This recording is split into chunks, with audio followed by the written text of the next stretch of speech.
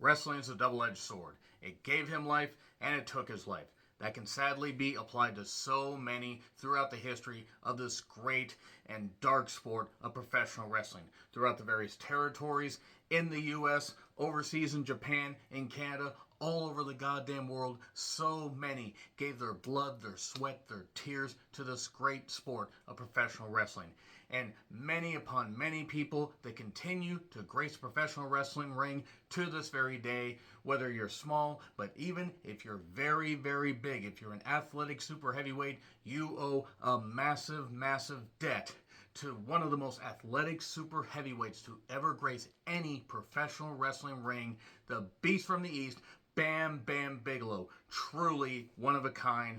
What a career and a life that ended way, way too soon. I'm Charles Recton with my review of Dark Side of the Ring, Bam Bam Bigelow, the Beast from the East. This is definitely one of the best episodes that they've done in quite a while. I'd argue right up there with the best of Season 4. But really, as far as telling a story in 45 minutes, considering it's an hour long, but you had to take the commercials out.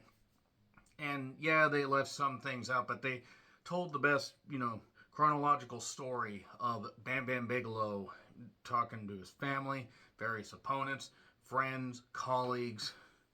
Bam Bam Bigelow truly was one of the best. The flame tattoo on his head, bam, bam, all that. And even the bad feuds that he had. And it wasn't his fault. It was just like during those dark days in WWF, the feud with Doink. So many things he made work because he was just that athletic. I mean, look at the stuff he could do. He could do cartwheels, do drop kicks, could do that moonsault, the diving headbutt. Looking at how he could move, he was so impressive. My God, I wish he was still here. I really wish he was still here. It's just, I'm not going to say he was a fucking saint, but, he truly loved his family. He truly did love his wife, but unfortunately, addiction took hold, and that was talked about at many points during this very, very terrific episode. I maintain that if him and Vader had ever teamed up in WWF, even if Vince had just given them just a little bit of a chance, they would have been able to blow the doors open and just show just how great they could have been as an athletic super heavyweight tag team. So, the amount of pills, though, the oxy, the doctor basically being a fan of his and like, oh yeah, sure, you give me autographs, you give me merch, sure, I'll give you oxy, I'll give you all kinds of stuff and everything to take away your pain and make you beholden to me and stuff like that, because the doctor, whoever this doctor is, I have no idea who this doctor is. This doctor, if he is still alive, deserves to be in jail, and if he's not still alive, I hope suffered mightily for this shit and other shit he no doubt did to other people. The family overlooking Bam Bam's calendar from 1987, all the dates scratched out, all that. That's cool shit to see, and I love the footage here. His ex-wife, I gotta say his ex-wife, wow, damn, look, she looks great, very, very personable. She was very direct. She still loves him, but she didn't love what the drugs did to him. His son, one of his sons, I think it was Scott, whichever one put on the gear, he looks just like him. I mean, he really does. Daughter's beautiful. There's a lot of, you can tell each family member has a little bit, of the, little bit of Bam Bam in them. And then, his daughter told this haunting story when she was like 2 or 3 years old of like him starting to fall asleep at the wheel, and she had to pretend that she had to go to the bathroom to wake him up. And then they would start driving again, and then they got to a diner, and he was falling asleep again. The cops pulled him out, arrested him, asking the daughter, what's your mother's, phone number, that kind of stuff. And that was the last time she saw him. And that's just sad. That's really, really sad. And one clear thing is that he did love his kids, but unfortunately, those pills took hold. Those really took hold. And Bam Bam, unfortunately, is one of many, many wrestlers on that lengthy, lengthy list whose lives and whose careers' lives were just, wrecked and taken way too soon. So growing up in Asbury Park, New Jersey, not that you would ever know that he's from Asbury Park. They never mention that except all the time. I kid, of course. DDP ran a club called Club Xanadu, stately home of Charles Foster Kane. I know Section 8 built beach homes. I don't think anybody is going to get that reference, but if you do, I love you guys. DDP, ran clubs because he tried breaking into wrestling. I believe he said in 79. I did not realize it was that early. I thought maybe it was in 82, 83. But that means because I didn't know that about DDP. I knew he broke into wrestling in his third or fourth match. He said he blew out his knee and then he went to manage clubs and stuff like that and then was a manager. But Bam Bam was 17, drinking in a bar. He was a football player, amateur wrestler.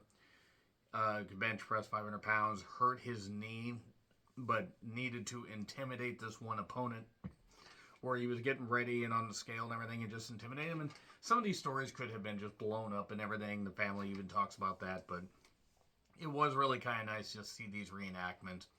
And maybe they were just legendarily blown up. Maybe, Bam Bam just really was that intimidating. I mean, you take a look at him. He was an intimidating son of a bitch for a kid. When I first saw him, I remember seeing him on WWF television. That was in 87, so I was 6 years old, going on 7. He was scary. When he came back in 92, 93 in particular, I remember, and that's why I'm wearing a sweet Bret Hart shirt. King of the Ring 1993, did a retro review of that, check that out. I remember thinking, God, Bam Bam might actually beat Bret, because even though I love Bret, I'm like, Bam Bam, look how big Bam Bam is, and Bam Bam got to buy the finals, and oh my God. But Bam Bam really was intimidating, and apparently a sweetheart of a guy outside of it. He was a bounty hunter. I did like that we got audio from Bam Bam at various points. It was a shoot interview or something, I'm not exactly sure. He went to go save a girl in Mexico, but then got arrested and spent 6 months in a Mexican prison. This may or may not have happened. I believe he was a bounty hunter, don't know about the arrest. But he kept breaking through jail cell walls because they weren't the best material, and the judge says, hey, protect me from all these people that are trying to attack me. As I hand out these sentences, I'll knock down your sentence. And he did. And then he got to go home. And then he got to get into wrestling. Taz and Shane Douglas talked about him. Taz makes sense, given the great, series of matches that they had in early to mid 1998 in ECW, going through the ring and then going through the stage. Shane Douglas being part of the Triple Threat, along with Bam Bam, and I believe Chris Candido, if I remember right. That was nice. Meltzer did get to talk a little bit. They must have added a lot of the,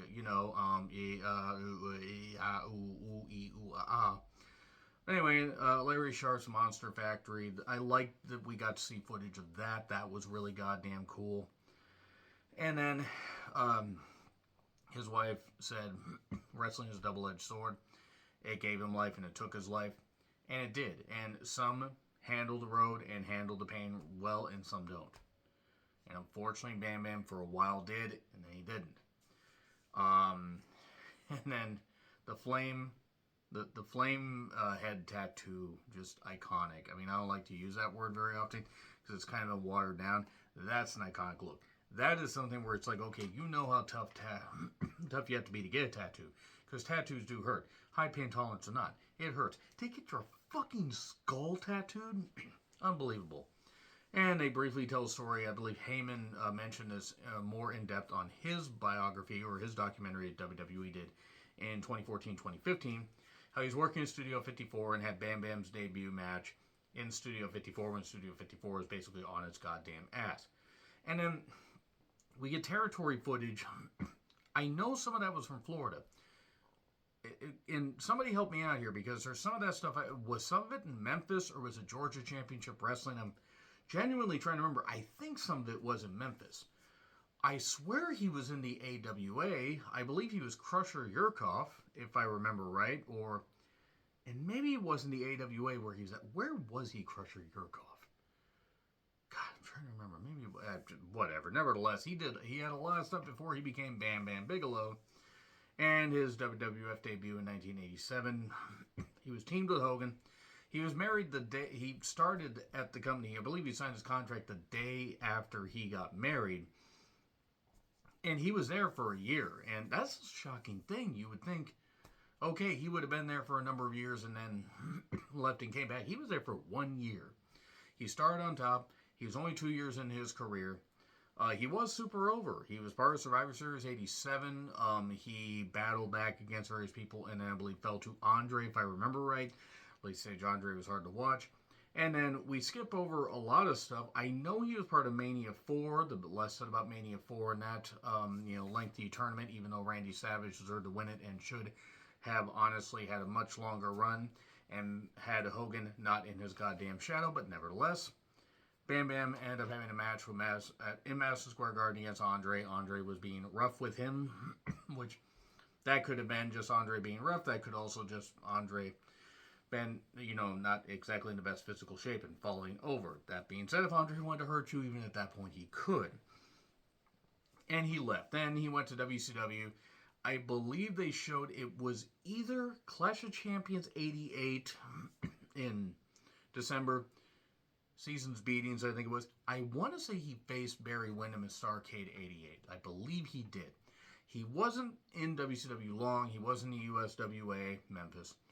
And it was Memphis and World Class, I believe, when Jerry Jarrett bought that and then merged them.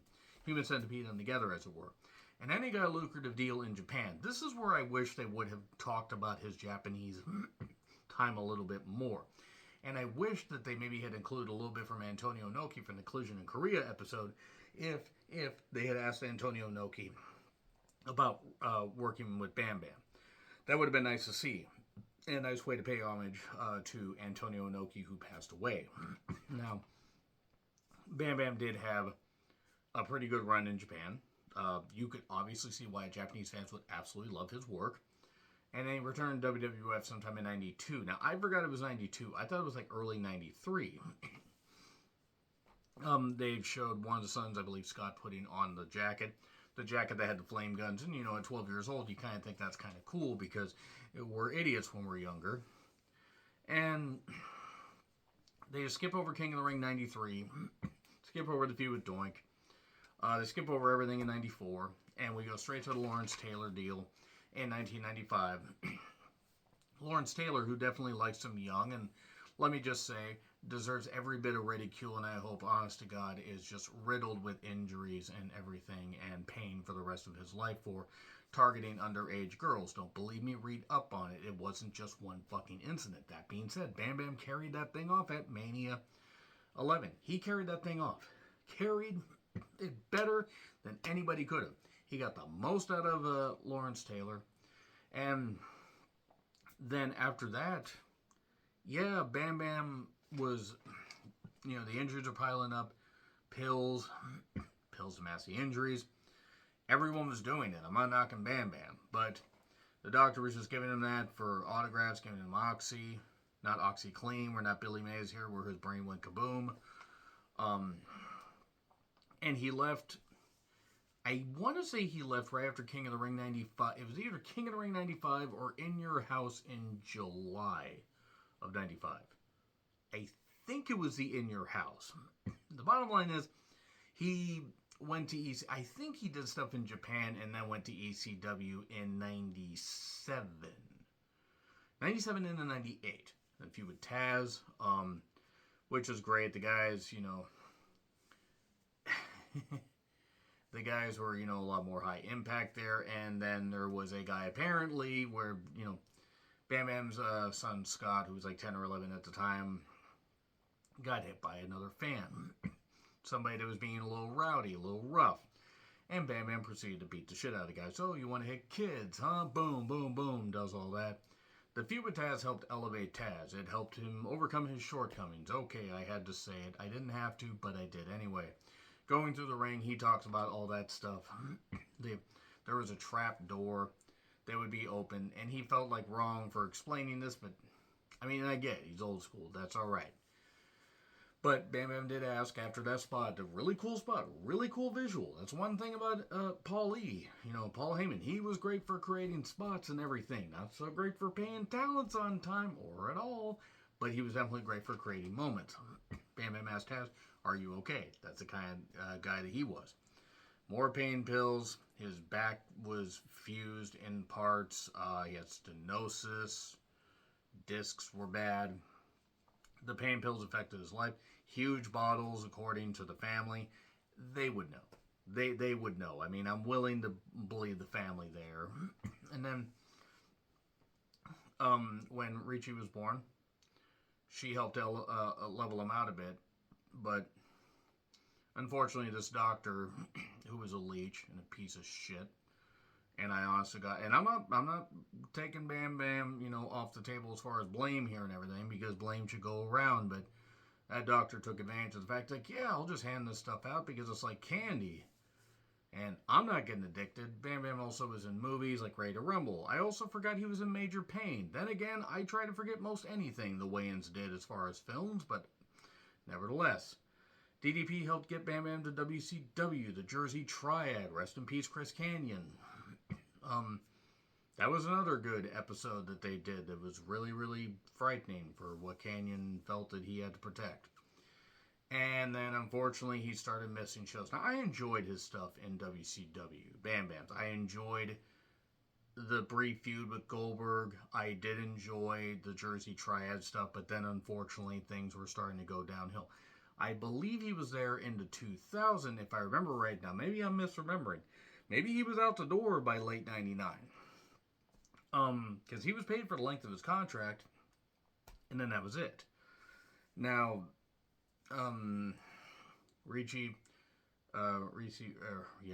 sorry. She recalls writing a paper in 8th grade about various things that triggered memories that happened in her life, like the thing that happened, when she was 2-3 years old.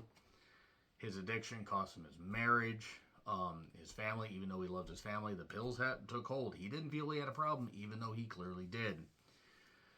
One of the sons went down to Florida to try to visit him.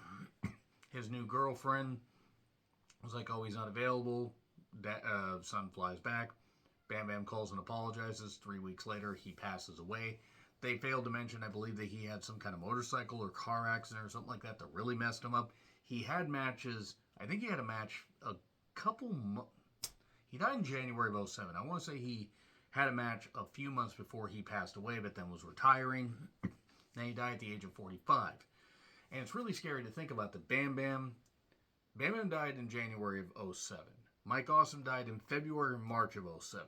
He ended his life, choosing the words carefully. Sensational Sherry died in late May, early June of 2007. And then noted and renowned murderer Chris Benoit died later in June. But just Bam Bam, just so gifted, so good. Everyone was hurt. His wife doesn't blame him, but didn't necessarily agree because she had kids to raise.